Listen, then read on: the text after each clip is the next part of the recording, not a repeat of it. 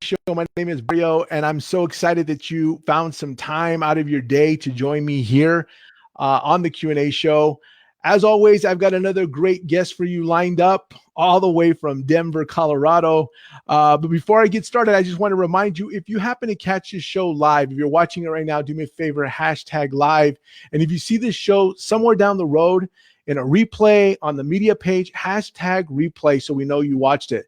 We're also curious of where you're watching from. So if you can put what city below in comments, we're really curious. And if you have any questions for my guest tonight, feel free to ask them and I'll ask him to, he'll be able to see your comment. So that's something else that's pretty cool. So before I get started, I also want to do a little shout out to our main sponsor here, which is Innovair Air Conditioning. And today it was super hot and it's really hot in this area. But if you're looking for someone to convert your existing air conditioning, give Innovair a call at 915-352-3916. You can also go to their website at keepcool915.com and download a $250 coupon towards the purchase of a refrigerated air unit. So I hope that helps you guys out. And before I get started again, before I get started, let me talk to you a little bit more about my guest. Mike is a high performance specialist, high performance specialist for busy professionals who want to lose fat and level up their life. He truly believes that health is the purest form of wealth, and he makes the process very simple and sustainable for people to follow. So without further delay, let me introduce you to Mike Satow, everyone. Mike Satow, and he's coming up right now. Hey, Mike, what's up, bud? How you doing? Good, yourself? I can't complain, man. I just got back home to Denver, and gosh, I forgot how dry it is here, and it's still hot, summertime, but definitely thankful for all the sunny days, and just happy to be here, man. So you were in Florida. What were you doing up there? I was actually there for a marketing convention. So separate from my fitness, I actually do another business as well, and we had a team meeting out there. So I go out there once a month. It's an excuse to get some humidity, see some great people, and learn from some of the great minds in business. That's pretty cool. Very cool.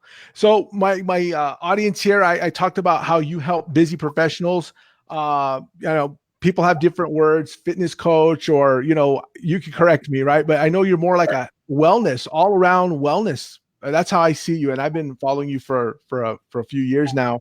Can you give my audience a little bit of background about you, where you're from, what it is you do, all that good stuff? Absolutely. Yeah. I was born in New Jersey. I was born in Burlington, New Jersey. I actually never really got to experience it because we moved around when I was a baby. My mother's actually from Pennsylvania. So I spent a lot of my early childhood in Pennsylvania, and she was also military. So we moved in places such as like Washington, such as Seattle, Washington and Alaska and stuff like that. And she actually retired in Colorado Springs, which is about an hour and a half south of Denver. And then from there, I met some great people, met some great friends, and I just went through my whole journey there, school, college, everything. Colorado is just kind of my home hub. And then from there, I got involved in sports and exercise science, all that good stuff. And we can get into exactly like why I became a coach. But it's one of those things that, I really love where I'm at. Seeing the mountains every time is a blessing, and I wouldn't have it any other way, my friend. You brought it up. So tell us, how did you get into being a fitness coach or a health coach? How do you fall into that? Because I'm sure you have to like it first, right? Oh, absolutely. Yeah. It's one of those things that, when people see me now, they don't know where I came from. I was actually a very frail, skinny kid who was addicted to video games and, was maybe allergic to sunlight, if I'm being honest, back in the day. But I wasn't very much of a social person. I didn't really have the confidence in myself to go out and, socialize with people, talk to the opposite sex, things of that nature. So when it really cracked down for me was after I graduated high school. Now, I was always a basketball player. The core group of my friends, we were always playing basketball. We were on the school team and everything like that. Once we graduated, they actually dispersed and went to colleges, some out of state, some north state, upstate, and everything like that. And I was kind of left there, with maybe a handful of friends, but none of them were really into the basketball sense. And I was kind of thinking to myself, like, wow, I don't have this physical outlet. And I actually started, feeling worse about myself. I didn't really have much confidence, as much as I was as much as I was a homebody before, it was like doubled at that point. Right. So it was crazy how I got into it. And I'm sure people remember this. MySpace was a big thing. That's when Tom was everyone's first friend and everything along those lines.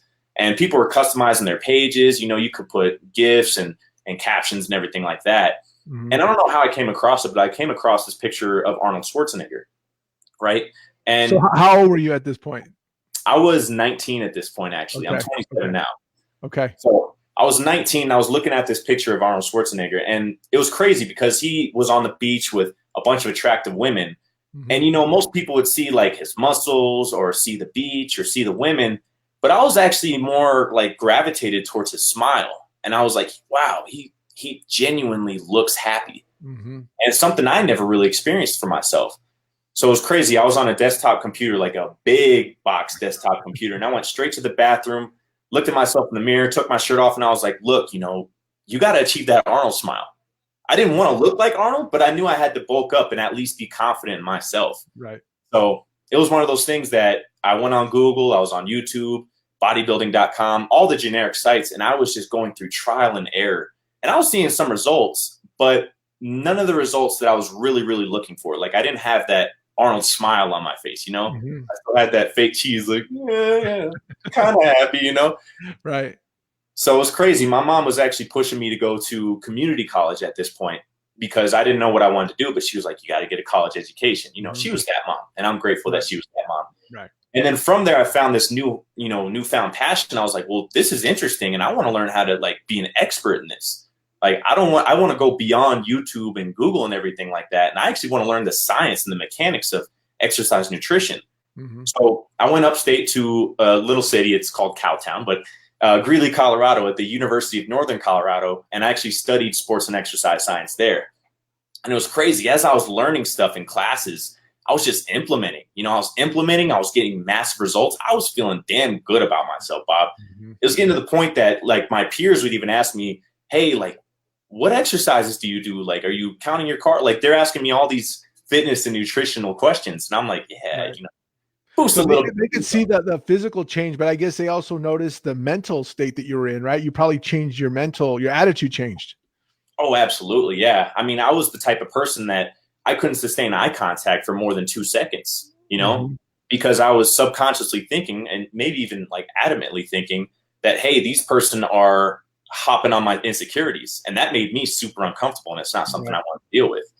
So yeah, you're absolutely right. Having this really enhanced my mental, gave me some confidence. That way I could just be myself and not worry about, what's going on in someone else's head. I could just live life and, walk to the beat of my own drum. Right. So from there, after graduating, of course, you want to use your degree and actually apply it towards a certain career field.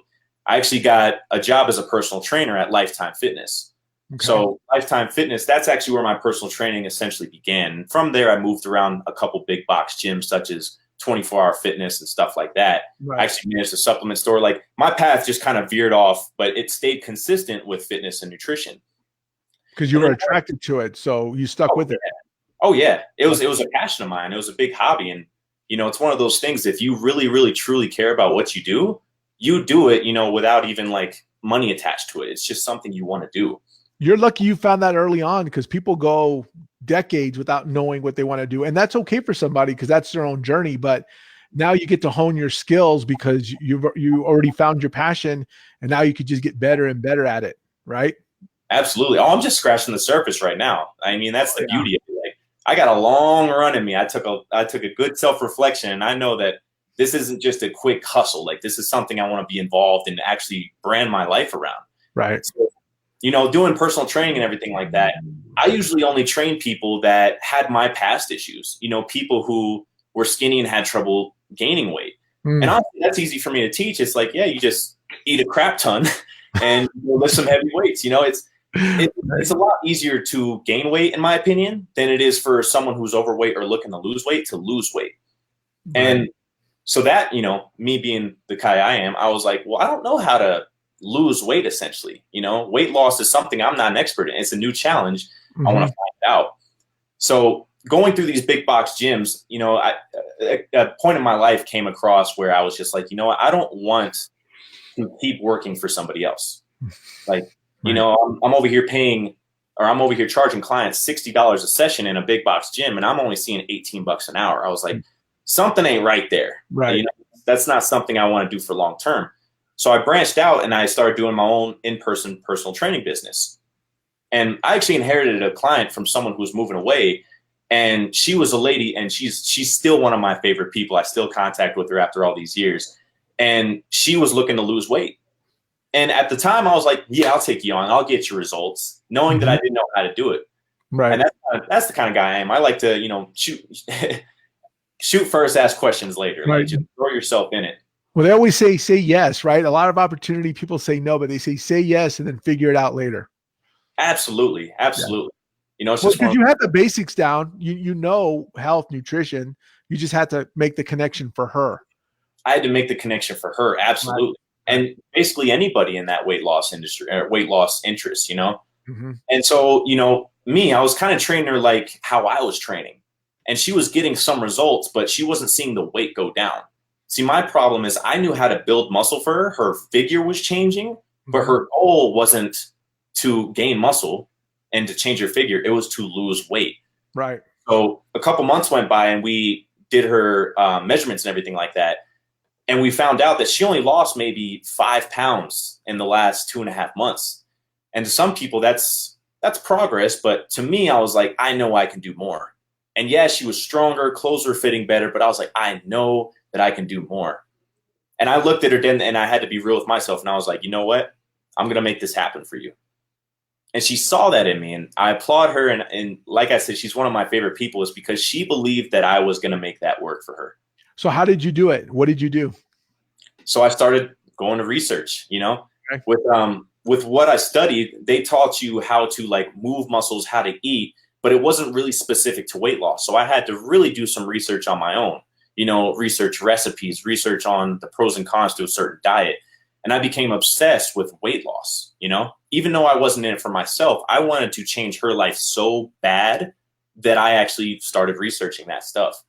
And from there, we switched up a little bit of, training aspects. We started getting really dialed in on her nutrition. She didn't have to, remove the foods that she really, really loved from her life. We just kind of toned it down, was smart about it. And it was crazy, a 1.5 went by and we continued to work together because she's such a blast to be around. And she thought I was funny. I don't think I'm funny, but she was a blast to be around. And she actually ended up losing about 70 pounds during that trip. And, That's she awesome. was a person. Yeah, it was awesome. And she was a person, I'm not going to get too much into her business, but she was dealing with psychological barriers. Past trauma was affecting her life. Right. Like I saw a little bit of me inside her in the sense that she couldn't be the person that she wanted to be. And to me, that was a problem because I've been there. I was like, look, you need to flourish, girl. You need to live your life. Like we need to make sure that you're rocking it. Right. So after we lost all that weight, we actually started getting her out of her comfort zone and getting her confidence up, getting her security back up. And I'm proud to say that she was one, and we actually stopped working together a couple months ago, but we still keep in contact. Like we're great friends. But she went from someone who was terrified to go into the gym and even be around people, with the sake of anxiety, everything along those lines. Right. And now she can go in there and just handle business. Like she knows what to do. She's confident in what she's doing. She's talking to other people, and she's just living life. Like in that time frame, she's received a promotion. She's out of her high stress job and everything along those lines. And what really noticed it for me, Bob, was everything that I just said was great. Mm-hmm. But the thing that I really loved to see was she lost emotional weight. Physical weight is one of those things that, yeah, it sucks if you're insecure with your body, it sucks to have that.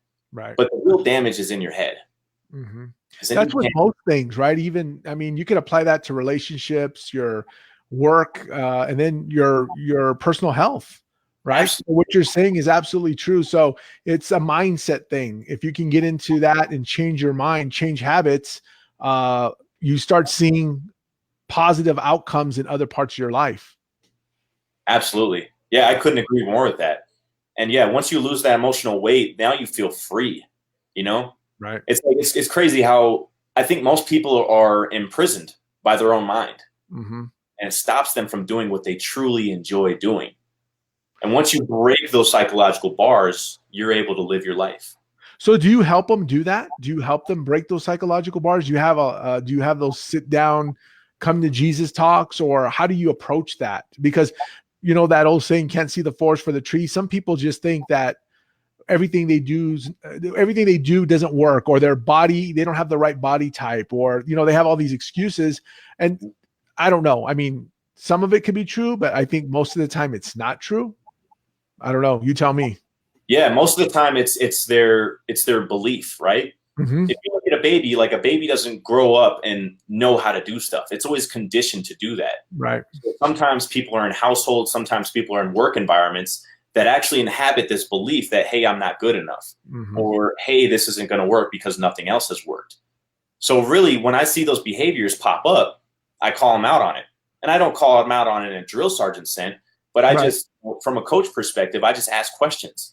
That's the best thing you can do as a coach, is ask questions, because questions provide clarity. And it's crazy. The more questions you ask, the more they start to figure out the solution on themselves. Like, I don't have to say my piece or my advice. I just ask questions consistently. And then people just magically have an aha moment. And they're like, wow, this isn't that bad. Honestly, I have this reality that this is actually something that's devastating or something that's painful to me, when in all reality, that's not the case. You know, that's why, you know, people have different tastes in music. That's why people, you know, enjoy different foods, because certain things rub people certain ways. Right. And Absolutely. Yeah. So what do you see, or what is the common thread that you see with people? I mean, I'm sure you get people coming to you that want to gain weight, lose weight, gain muscle, but what is it that you see that stops people? Because you see, right, every new year, the gyms are full, right? Everybody makes these resolutions. Second, third week of January, it's right back to where they were, right? And people stop. Yeah. So what is it? Is it their own mindset that's getting in their way, or is it just they haven't built that habit muscle, right? Because everything's habitual. So what is it? What stops people? What do you see in what's preventing people from achieving their goals when it comes to fitness? You know, when it comes to, I'm going to bring up the New Year's resolution example first, because that is a common thing. You know, you're absolutely right. Like, half the people who register, I would even say 80% of the people who register the year before, they quit and they stop going to the gym come February.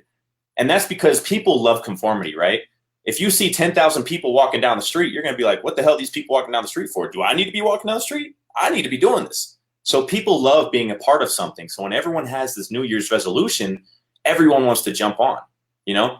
That's the 3 most common New Year's resolutions as well. And I couldn't throw it up, but yeah, basically the 3 most common New Year's resolutions, if you don't know, Bob, are weight loss, quit smoking, and make more money.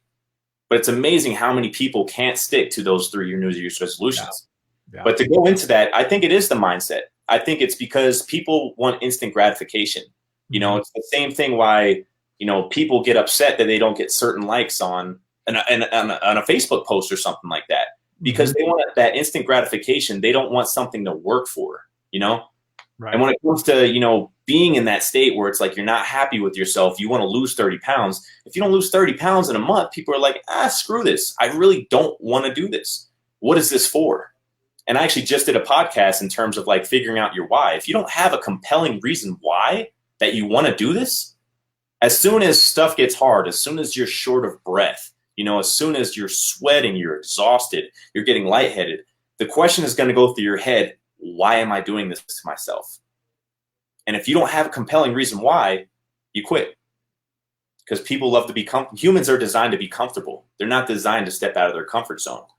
So as soon as people don't have something like a psychological factor to push them through those hard times, they fall off the wagon. Yeah. And you see, I think a lot of people make drastic changes to their health or their life when they're pushed up against the wall, when they have a life-changing moment, right? They get sick. The doctor tells them, hey, you're right on the verge of having a heart attack or a stroke, or something happens, you know, or people that drink too much and, you know, get in a car accident because they've been drinking and then they stop drinking. You know, there's things, and even then that doesn't always work. I mean, trauma, there's something to say about trauma, but people's brains all work differently and they're all wired differently. Absolutely. And like what you said, you know, pain is the biggest motivator, right? Like you want to avoid something that's going to bring pain into your life, right? That's why people have jobs, because they don't want to face the pain of being evicted from their home, not being able to eat, not being able to fund the things that they're really interested in, because that is a painful, traumatic experience. So people are motivated by pain. Every time someone's diagnosed with diabetes or cardiovascular disease, anything like that, then they get that switch and they're like, I need to make something happen. But I've noticed this from people as well. Like as soon as you kind of as soon as you're in the clear, like as soon as your symptoms kind of subside, so does the hunger to make sure that you're avoiding that pain. Right. And it just goes away. It dissipates. It dissipates until you have another traumatic experience. So how do you work on motivation? How do you stop that from happening? So I took a concept from Dean Graziosi. He's a real estate mind. And he has a concept called 7 layers deep. Because if I were to say, hey, why do you do this? Like, why do you want to lose weight? It doesn't matter if people have thought about it for a long time. They're going to give me a shallow answer. They're going to say something along the lines of like, I want to feel better about myself, or I just want to feel sexy again. I want attention from my partner. And then you go into that and you say, why is that important to you? Oh, I want to feel better about myself because if I feel better about myself, I can do all the things I want to do. I can build businesses. I can, make more relationships with people. I can build my network. It's like, cool, awesome. So why is that important to you? Why is it important to be social and build a business and build a network? And you go through that and you ask why to their answers 7 times. And something happens in the mental state to the point where their mind was in a shallow state, unconsciously. It was in a shallow state. They're giving you this shallow answer. And then come the 6th and 7th layer, they're like emotional. They're like crying and they're like, wow, I really need to do this for myself. You keep asking why until it gets to the core of the issue. Yeah, absolutely. Yeah. And again, that all comes from just asking questions. That's the same thing I said earlier in terms of if you just ask questions, people start to find out their own solutions. Right. So I have you on here and, you're a health wellness coach. I call you that.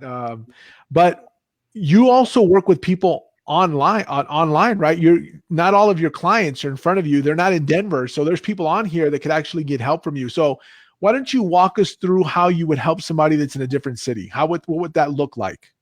Right. So and let me tell you why I like to do this first and foremost, because, being a former personal trainer, I've learned that people get dependent on that in-person accountability. And as soon as that subsides, as soon as that relationship ends, then it becomes so hard for people to do it on their own. So I kind of had an aha moment and I was like, if I could teach people how to do it on their own, yes, I'll give them accountability, but physically I'm not going to be with them. Then they can take this anywhere and do it. But from there, Bob, what we do is we map out a workout program for them. We map out a meal plan for them. I actually have something called flexible dieting, and we have weekly check-ins. We have mindset conquers. Like if something's really refraining from your success or stopping your success, then we figure out what's going on from that. And it's crazy because I guess I'm a little far-fetched and I'm kind of like an outlier in this industry, but I'm not the kind of guy that's like my way or the highway. You'll see a lot of influencers talk about, oh, keto's the best way to get results, or HIIT training is the best way to get results. Right. And honestly, you can get quick fixes like that, but if you don't truly enjoy those processes or that lifestyle, you're not going to stick to it from a longevity standpoint. Right. So really what I do is I focus on what workouts do you enjoy? How do you enjoy moving your body? Okay, well, let's do more of that, because the more you enjoy it, the more you're going to follow through with it, right? Right. What foods do you love to eat? Like, are there foods that you don't like to eat? What can you not go without? Okay, awesome. We're not going to remove those from your diet. You're not going to have any food restrictions, but we are going to have to make sure it's safe along the way. So what I do is I'm not a big meal plan guy in the sense of, oh, you have to follow this exact meal plan or whatnot, or else you're not going to get the results, because that's too much pressure. Unless you're competing for like a fitness competition where you're stepping on stage and flexing, right, you don't need to be 100% accurate with a meal plan. But rather what I do is I say, hey, if you have no idea where to start, just base it off this meal plan and then go from there. So use that meal plan as a guide. It's a guide. Yes, absolutely. Okay. And then from there, they check in with their nutrition. So I work with each individual client. I'm not the type of guy. It's like, I want to get thousands of clients and then give them a cookie cutter plan, my way or the highway. Mm-hmm. That's not going to inspire long lasting change for these people. Right. Instead, what I'd rather do is say, hey, what can you follow long term? What do you enjoy? Because if people enjoy it, if they pick the meal plan and I sign off on it, then they look like a fool if they don't get results. It's like you're deliberately not doing the things that you want to do, you know? Mm-hmm. So it's total customizable. It sounds like everybody is it's just total customized for them, which was really different, because you are right. Most personal trainers teach a certain way, or they have meal preps and they tell you drink this protein at this time, or whatever, and that's it. Mm-hmm. So you are different in that sense. Absolutely. I like to say, I don't like to say Swiss Army knife, because I feel like that's the biggest cliche in there. Mm-hmm. But I'm a best trucker hat, you know? Right. For the size of the head, all it takes is just a little bit of adjustment in the back strap. It's the same process, but a little bit of an adjustment, and it can work for anybody. So you mix that with accountability. So you're almost like an accountability coach as well, right? Because you have the check-ins. Oh, yeah. So we have check-ins, face-to-face check-ins once a week, and then we have email check-ins once a week as well. So at the very minimum, I have 2 points of contact with them, so I can not only improve their experience, but I can make sure that they're not having any hurdles that they don't know how to jump. And then from there, I always have my lines open for text and call whenever they need it. You know, some people, they go, you know, shit happens. They go through it, right? Right.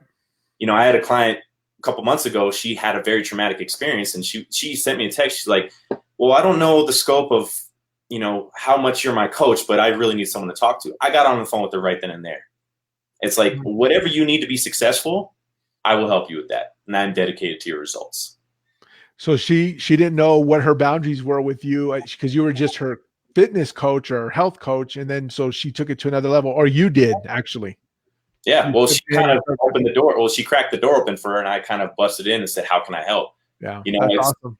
I don't like to cross boundaries. You know, I like to keep it professional, but I also like to be friends with my clients, you know? Oh, yeah.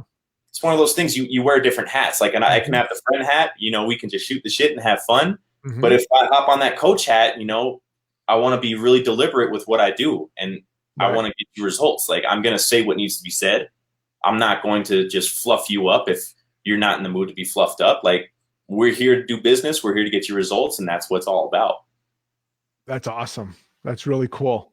So what about the actual workouts too? Do you give them customized, like, do you find out what they want to do or what they like, and then you'll build out like sets? You do this many sets or this much treadmill or whatever they're doing. You do guide them at that as well.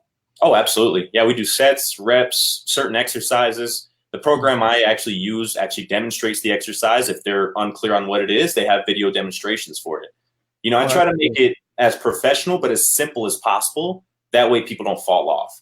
Because the second you give them like a PDF form, right, that has a list of exercises, what are they going to do if they don't know how to do something? They're going to go to Google. They're going to go to YouTube. They're going to go to a resource that I didn't approve on. And that's a problem for me, because they're like, well, I did this way. And I'm like, well, that's not the right way. And then they're looking at me like, well, you didn't give me clarity. So it's like, okay, let me give you the utmost clarity. Let me show you the exact way to do it. That way there's no, you know, stone unturned. So let me ask you. So right now there's a lot of people I mean, health is a huge industry, right? Because there's a lot of people that struggle with it. So what small things can people do? Like how should someone get started, right? Like, so tomorrow I want to start taking care of myself. So it doesn't necessarily mean losing weight. Maybe it's just feeling better. Do you have any advice on that? Yes, absolutely. My biggest advice is I always start with nutrition. I start with nutrition and water, because for people who want to lose weight, you know, if they've never been in the gym before, it makes no sense for me to say, oh, you got to do this. And then people are just like, and they run, right? Because it's so fast. But for people who, you know, really want to focus on their nutrition, or people who just want to feel better, you're already eating throughout the day. Let's just make a small tweak in your choices. I will say that water consumption is the easiest thing I could recommend, because you know, I don't have to do a YouTube tutorial on how to drink water. You know, I could just say, get a gallon a day and just drink it every time you can. Right. And literally, the more hydrated you are, the more energy you have throughout the day. You piss a lot, don't get me wrong, but you also have a lot more energy throughout the day as well. Water gives you energy. Absolutely. And it cleanses you. So yeah. Absolutely. And quick tip too, while we're talking about water, a lot of people, they struggle to wake up in the morning, right? And that's because your body's in the slumber mode. You haven't consumed water for, you know, 7 hours to 8 hours. You're extremely dehydrated. So the best thing to overcome that is a tactic I like to call hyperhydration.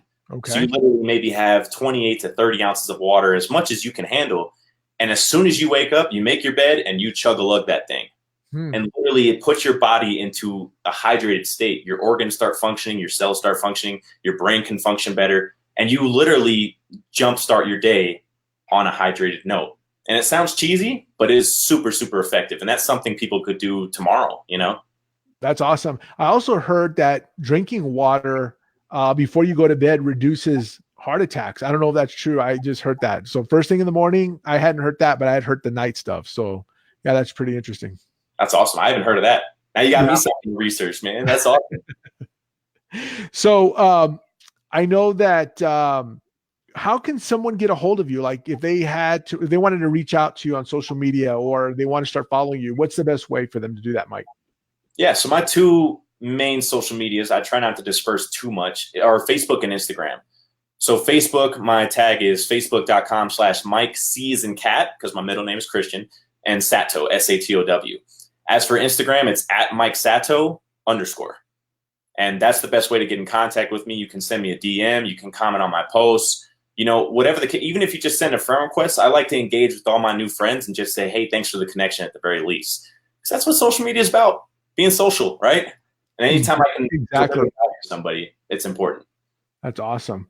So I'm going to ask you kind of like philosophical questions before I let you go, because I always like to ask this, right? We've been on 31 minutes, but it's nothing big. But you're fairly young still, okay?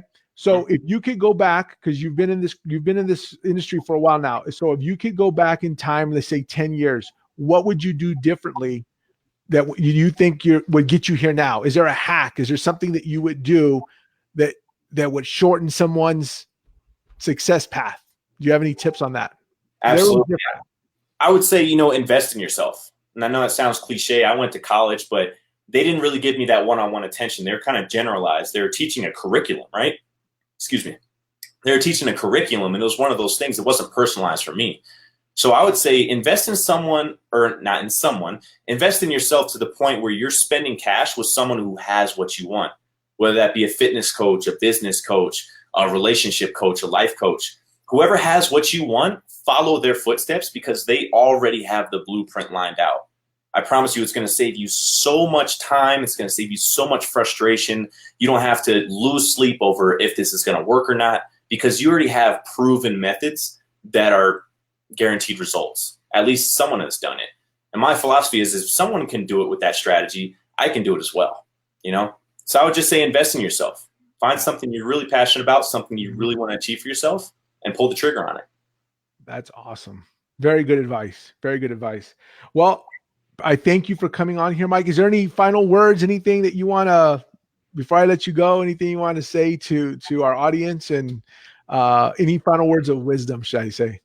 Absolutely. The biggest thing I really believe in is if you believe in something, achieve it. If you believe in something, achieve it.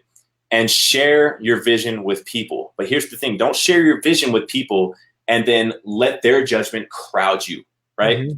Because everyone has big dreams, but not everyone follows them. That's why everyone's stuck working 9 to 5s when they don't want to, right? So believe in something, execute. When you share it with people and they say, oh, that's not going to work, respect their opinion, but don't ever lose your belief. The more you believe in yourself, the more potential you have for yourself. That is awesome.